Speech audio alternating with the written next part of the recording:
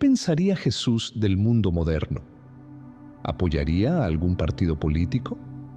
¿Sería de derecha o de izquierda?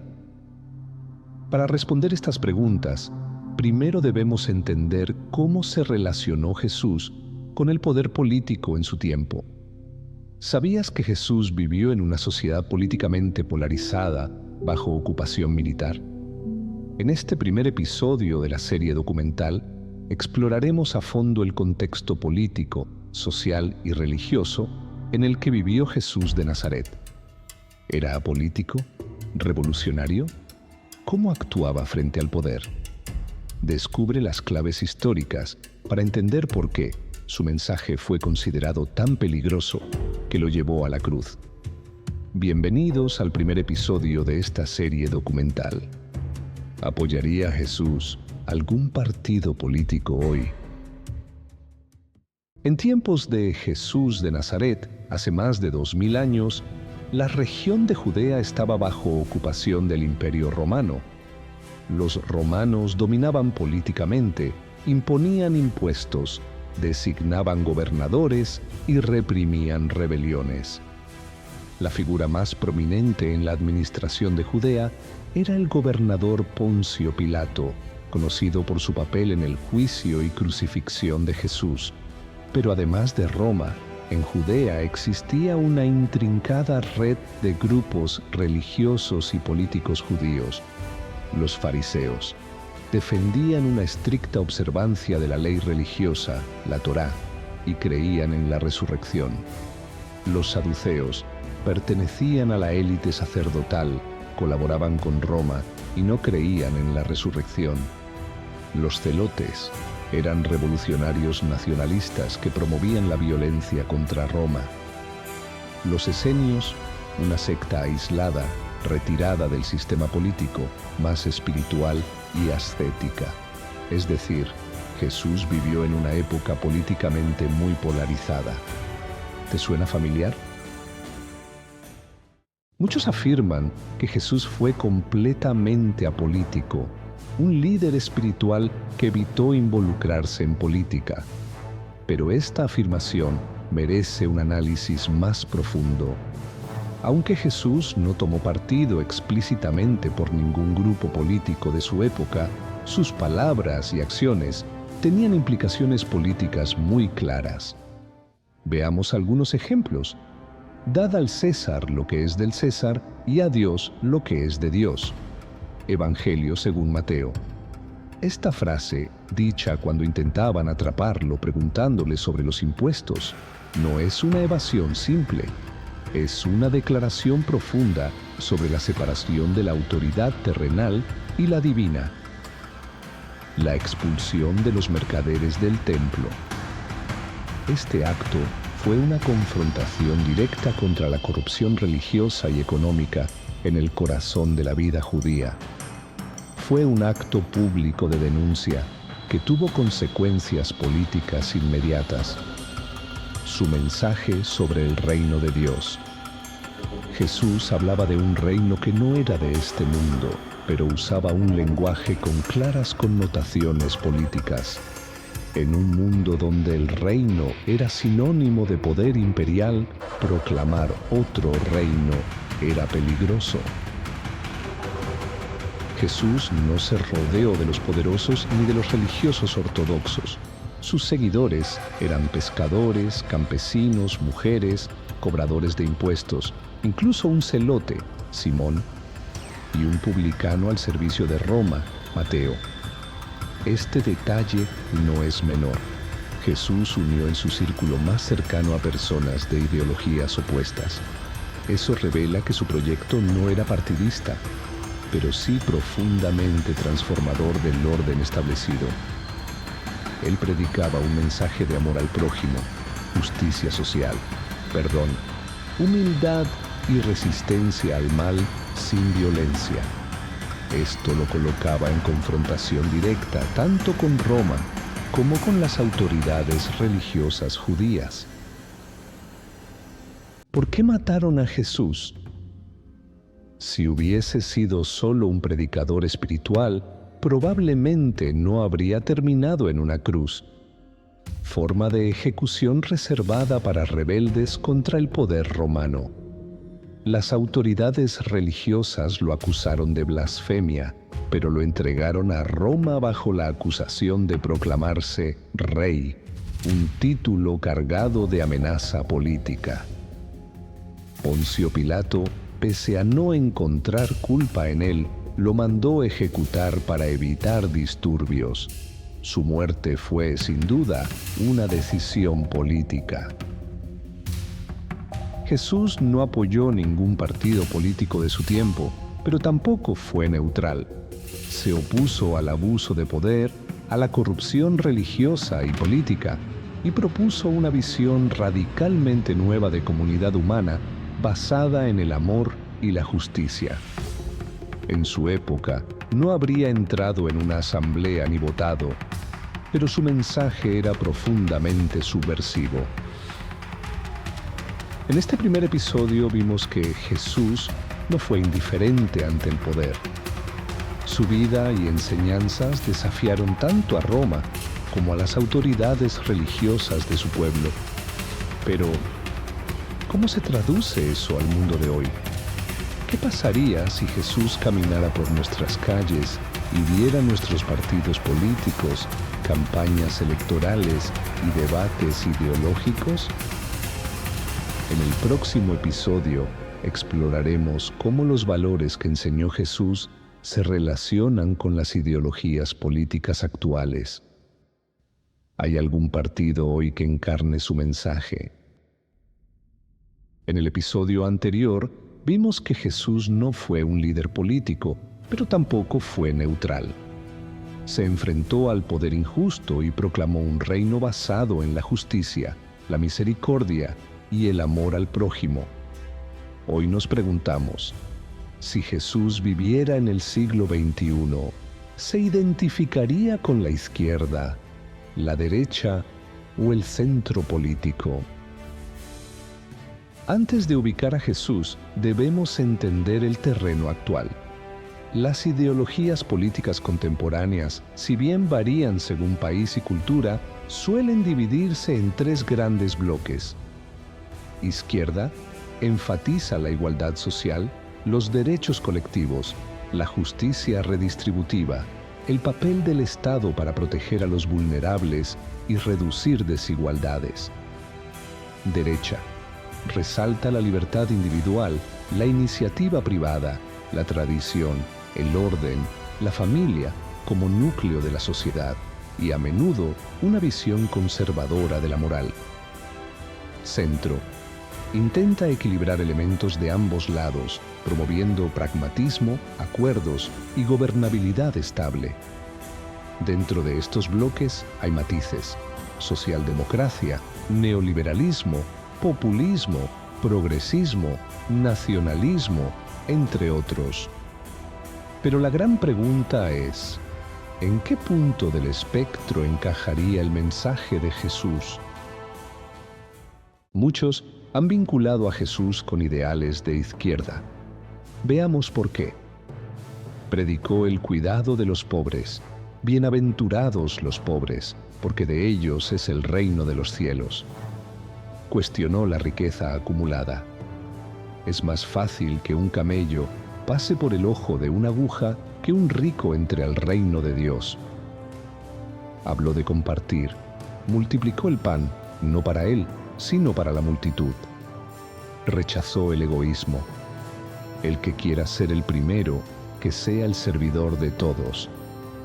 Además, denunció con fuerza la hipocresía religiosa y las estructuras injustas. Su mensaje tenía una fuerte carga ética hacia la equidad, la compasión y la transformación del orden injusto. Desde esta óptica, Jesús parecería cercano a posturas progresistas o sociales. Sin embargo, Jesús también manifestó aspectos que resuenan con valores más conservadores. Valoró la familia, aunque redefinió sus límites. Mi madre y mis hermanos son los que oyen la palabra de Dios y la cumplen. Habló de responsabilidad individual. Ve y no peques más. No promovió una revolución armada, sino una conversión interior. Enseñó principios éticos personales exigentes: fidelidad, honestidad, perdón, dominio propio. Además, muchas personas de fe conservadora encuentran en sus enseñanzas una guía para la defensa de la vida, la familia tradicional y la moral cristiana. En ese sentido, algunas posturas de derecha podrían reivindicar el nombre de Jesús para sus agendas. El centro político busca equilibrio, diálogo, reformas moderadas. ¿Podría Jesús ser centrista? Aquí la cuestión se vuelve más compleja. Jesús no buscaba puntos medios cómodos. Muchas de sus afirmaciones eran radicales. Dijo cosas como: el que no está conmigo está contra mí, y no podéis servir a Dios y al dinero.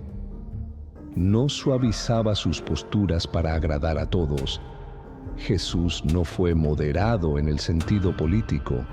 Fue firme, provocador y profundamente coherente con su misión, aún a costa de su vida. Y aquí llegamos a una conclusión clave. Jesús no encaja del todo en ninguna ideología moderna porque su lógica es otra. Las ideologías políticas modernas están fundadas en luchas de poder, intereses económicos, estructuras humanas. Jesús habló de un reino que no es de este mundo, pero que transforma este mundo. Su ética no dependía de plataformas partidistas, sino del amor radical y el servicio al prójimo. En el siglo XXI, probablemente Jesús no se aliaría con ningún partido, pero llamaría a cada uno a examinar si sus políticas reflejan el amor, la justicia, la verdad y la dignidad de todos los seres humanos. Jesús no puede ser apropiado por ningún partido político sin traicionar parte de su mensaje. No fue de izquierda ni de derecha. Fue de los marginados, los pobres, los enfermos, los que nadie quería. Su mensaje cuestiona a todos los sistemas humanos porque exige más que reformas. Exige conversión, compasión y coherencia.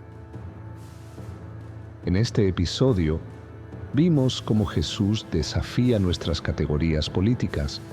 Su mensaje no cabe en un programa electoral. Pero entonces, ¿cómo deberían actuar los cristianos y personas de fe en el ámbito político? ¿Pueden involucrarse? ¿Cómo discernir su voto o participación sin traicionar su fe? De eso hablaremos en el próximo episodio, el último de esta serie. Jesús, política y el compromiso del creyente. Jesús no fundó un partido político ni se alineó con los poderes de su tiempo. Tampoco encaja perfectamente en ninguna ideología moderna, pero dejó una enseñanza poderosa que tiene consecuencias sociales, éticas y políticas. Entonces, ¿cómo deberían vivir los creyentes su fe en el mundo político? ¿Qué significa seguir a Jesús hoy en medio de campañas, elecciones y debates? Aunque su reino no era de este mundo, Jesús no escapó del mundo. Caminó entre las multitudes, tocó leprosos, discutió con líderes, comió con pecadores, lloró frente al dolor social. Los primeros cristianos entendieron que la fe no era solo oración y cielo, sino también tierra. Ya en el siglo I, los seguidores de Jesús compartían bienes, cuidaban a viudas y huérfanos, se negaban a adorar al emperador, aunque eso les costara la vida. Para ellos, seguir a Jesús era un acto profundamente político. Significaba declarar que hay otro Señor que no es César y vivir según valores distintos a los del imperio. ¿Debe un cristiano participar en política? La respuesta breve es sí, pero depende de cómo y para qué. No todos están llamados a ser políticos profesionales, pero todos los creyentes están llamados a ser ciudadanos responsables, lo cual incluye votar con conciencia, informarse con sentido crítico, exigir justicia y transparencia, apoyar políticas que dignifiquen a las personas, especialmente a los más vulnerables. La política, tan denigrada, es una de las formas más altas de la caridad porque busca el bien común. Jesús no dio un manual para votar, pero sí ofreció principios que pueden guiar a quienes quieren tomar decisiones políticas coherentes con su fe. Aquí hay algunos. 1. Dignidad de la persona humana. Cada ser humano, sin importar su raza, clase, edad, nacionalidad o condición, es imagen de Dios. Cualquier política que discrimine o deshumanice va contra este principio. 2. Opción preferencial por los pobres. Jesús puso en el centro a los olvidados. El Evangelio desafía toda política que acumula riqueza y poder sin mirar a los que sufren. 3. Bien común. La fe cristiana no se trata solo de intereses individuales. Toda política debe buscar el bienestar de todos, no solo de unos pocos. 4. Solidaridad y subsidiariedad. Ayudar al necesitado, sí, pero también empoderarlo. Ni un Estado autoritario ni un mercado sin corazón. El equilibrio entre comunidad y libertad es esencial. 5. Cuidado de la creación. El planeta no es un recurso infinito. Jesús hablaba del reino como una semilla, un campo, una vid. Su mensaje estaba profundamente conectado a la tierra y la vida. Uno de los errores más graves de la historia ha sido fusionar la fe con el poder político de forma absoluta.